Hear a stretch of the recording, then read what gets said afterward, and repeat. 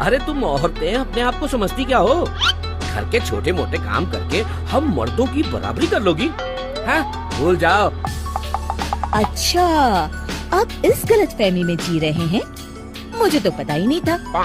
हम औरतों का काम आपको इतना आसान लगता है? तो ठीक है, सिर्फ एक दिन के लिए मेरी जिंदगी जी कर दिखाइए। सुधा की बात सुनकर कपिल सोच में पड़ जाता है।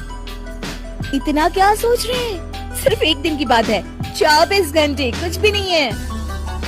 अरे नालायक, हाँ मत बोलना वरना फंस जाएगा।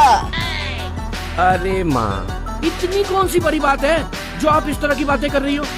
और सुधा, तुम तो नायक फिल्म के अमरीश पुरी की तरह मुझे चुनौती दे रही हो। ठीक है, मैं एक दिन के लिए तुम्हारी जिंदगी जी के देखूंगा। अरे ये क्या कर दिया? ठीक है, कल आप मेरी जगह घर संभालेंगे। सुबह ठीक 5 बजे सुधा कपिल को नींद से जगा देती है। अरे क्या हुआ भाग्यवान, इतनी रात मेरी नींद क्यों खराब कर रही हो? भूल गए, आज आपको घर संभालना है। 5 बज गए, चलिए चलिए उठिए उठिए। कपिल मन मार के उठता है और किचन में चला जाता है। कपिल किसी तरह नाश्ता बनाता है। अरे मर गया रे, नाश्ता बनाने में ही मेरी हालत खराब हो गई। अभी तो बहुत काम पड़े हैं। कपिल का बनाया हुआ नाश्ता खाते ही घर के सब लोग मुंह बना लेते हैं। अरे नालायक, इसे तू नाश्ता कहता है? पराठे आधे कच्चे आधे पक्के, अब तू ही बैठ के खा इसे। इतनी मेहनत से बनाए नाश्ते की बेइज्जती देख कपिल को मन ही मन बहुत गुस्सा आता है। अरे खड़े खड़े क्या सोच रहे हैं पिताजी? जल्दी करिए, मुझे स्कूल के लिए देर हो रही है। कपिल अपने बेटे को स्कूल पहुंचाता है। पिताजी, ठीक 12 बजे मेरी छुट्टी हो जाएगी।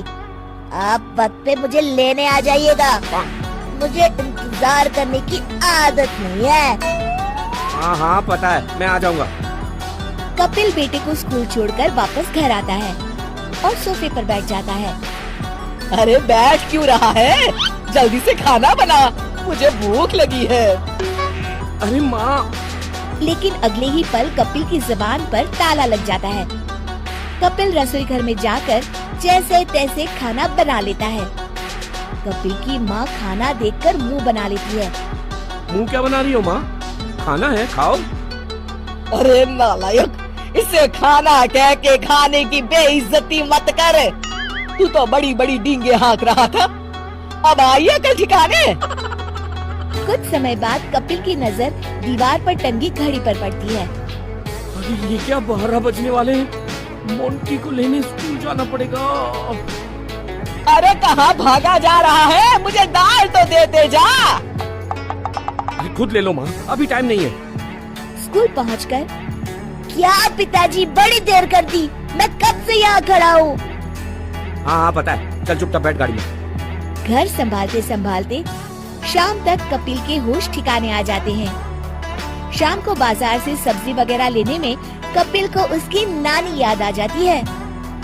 अरे क्या साहब, इतनी देर से खड़े मेरी सब्जियों को घूर रहे हैं। आपको कुछ लेना है तो लो, वरना बेकार दुकान के सामने भीड़ मत लगाओ।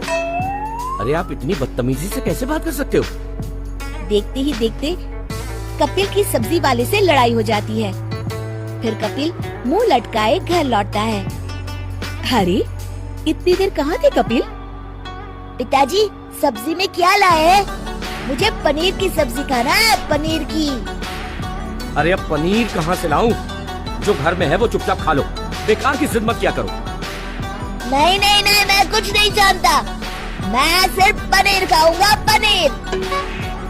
कपिल मोंटी की जिद के आगे मजबूर होकर दोबारा बाजार जाके पनीर खरीद लाता है। आखिरकार रात के 10 बज जाते हैं और सुधा घर पर आ जाती है। सुधा को देख मानो कपिल के कंधे से कोई बोझ उतर गया हो। अरे सुधा, अच्छा हुआ तुम आ गई। आज मुझे पता चल गया कि घर की औरत की जगह कोई नहीं ले सकता। मैं एक दिन घर नहीं संभाल पाया और तुम इतने सालों से बिना किसी शिकायत के घर संभाल रही हो। मुझे माफ कर दो सुधा। ये आप क्या कह रहे हैं जी?